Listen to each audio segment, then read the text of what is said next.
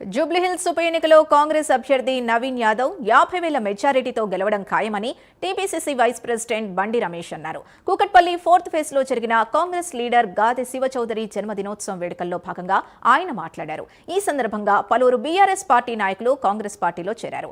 BC రిజర్వేషన్కు తాము కట్టుబడి ఉన్నామని బండి రమేష్ చెప్పారు.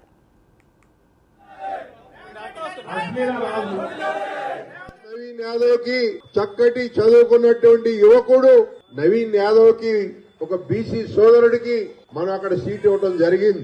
ఇవాళ ర్యాలీ నిర్వహిస్తే పెద్ద ఎత్తున కని విని ఎరగని రీతిలో మరి ప్రజలు బ్రహ్మరథం పట్టడం కూడా మనం చూశాం. ఇవన్నీ ఒక శుభ సంకేతాలుగా పరిగణిస్తూ ఎలక్షన్స్ లో దగ్గర 50,000 పైచిలకు మెజారిటీతో మేము గెలవబోతా ఉన్నామని చెప్పి సందర్భంగా తెలియజేస్తా ఉన్నా.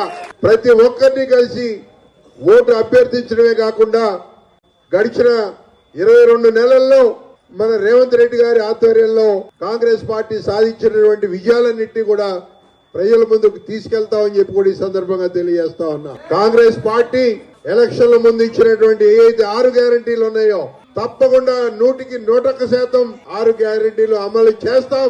ఆల్మోస్ట్ అన్ని కూడా అమలు అవుతా ఉన్నాయి. ఇంకా 1-2 చేయాల్సి ఉన్నా కూడా గత 10 ఏళ్లు బీఆర్ఎస్ ప్రభుత్వం రాష్ట్రాన్ని అధోగతి పాలు చేసి అప్పుల పాలు చేసి మనకు అప్పు చెబితే మరి ఒక పక్క అప్పులన్నిటి కూడా సరి చేసుకుంటూ అప్పులు కట్టుకుంటూ తెలంగాణ రాష్ట్రాన్ని ప్రగతి పదంలో తీసుకెళ్తున్నటువంటి ఘనత రేవంత్ రెడ్డి గారి దగ్గర